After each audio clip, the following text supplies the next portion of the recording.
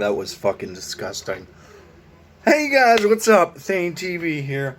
I'm going to be reviewing probably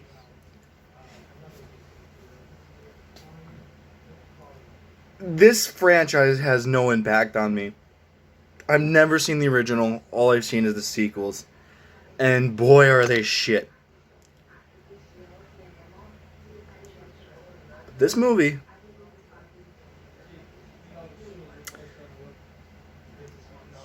fucking loved it. That's all I gotta say. Today, I'm gonna be reviewing Candyman from 2021. It's gonna be kind of a quick review, because I don't want to spoil it for you guys. But the artwork in this movie and the Jordan Peele-like style. Now, he's not the director. He is an executive producer, I believe. It's actually a girl who directed this movie, which I think she did a great job.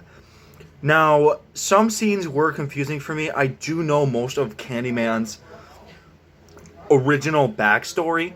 I'm not a big, huge fan of this franchise. I've never got it. The fucking sequels are one of the worst movies I've ever seen. The third one is... Oh my god, what was the third one called? That one was so bad. Here, let me look this bitch up. Candyman. I think it's Fresh in Blood or something. Candyman 3. Farewell to the Flesh is the second. That I know. That was not that great either, but it was fuck ton better than the third. Day of the Dead. Yeah, that movie was garbage. Oh my god. Okay. However, I have not seen the original. But that does not make Candyman one of the most iconic fucking horror villains of all time. I have not seen... It's just like the Texas Chainsaw Massacre. Well, not necessarily because I've seen the original now, but when I didn't see the original Texas Chainsaw Massacre, Leatherface was still fucking iconic for me. Same thing goes with Candyman here. I still gotta watch the original. Now, I have watched clips of the original. I have not watched the whole thing, and I just never got into the franchise. I just know he's fucking iconic. I mean, the jacket, the hook, beautiful. Tony Todd's performance, though, I only got to see a little bit. From what I've seen, though, it's haunting. So, knowing that the sequels are shit, I did not think this movie was going to be good at all. And I went in with an open mind, and boy, this is a great sequel. The story, like, intrigued me. I feel like there's little details added on, and they actually bring some of the cast from the original, I believe, back. Like, the mother, or whatever, and the main character who you're following this whole time, he starts being obsessed with the legend of Candyman. And, oh my god, his transformation is one of the most heartbreaking, haunting, chilling, but fucking disgusting transformations ever. Now, the main character is a very relatable character, in my opinion. He has a very charming side to him, but as the movie goes on, his skin starts like looking like a fucking honeycomb. His skin is all fucked up, and he doesn't know what's happening to him. But this guy goes insane. He literally does.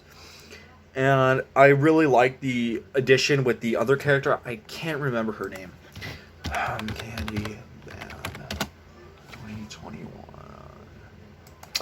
It was the side character. It was like she was kind of like a side character, but a main character at the end.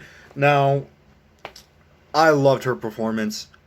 She is a very smart person, especially in the movie, and she's like, no, fuck that, don't fuck with that shit. And I love it. It's like Jordan Peele vibes to me, like I said. Brianna Cartwright, I believe, her name is. Okay, yep, that is her name. Like I said, some shadow puppet art at the end and the beginning, oh my god, it is so cool how they did that. Yeah, this is a really fun movie to sit through, but like it's a very compelling story. The characters are just so relatable, And it's such a... And Tony Todd actually makes a fucking cameo himself. And it's just a really intriguing story and a new spin onto Candyman. And it adds to the lore. And I think it's really interesting. And it kind of makes... I don't know how it is, but how this character is written makes you feel like you're him. And you're in that situation. And you feel for him. It's like, oh my god. But at the end, spoiler, he does end up being the new Candyman. So apparently they added this thing. Now that's kind of my issue there. That's the only thing I have about this movie is they add now there's multiple Candymans over time. And it's a part of the legend. Now, like I said, I like how they added to the lore, but I felt like that made it a little too complex for me. So it didn't hit the same. I don't know if there was multiple Candymans in the first. I don't think so. So that was a little weird for me, but that's probably the only issue. It's a little nitpick too. Yeah, but like I said, really creepy movie. It's fucking... I don't know. I was so surprised because... Oh, the third was just garbage. It was...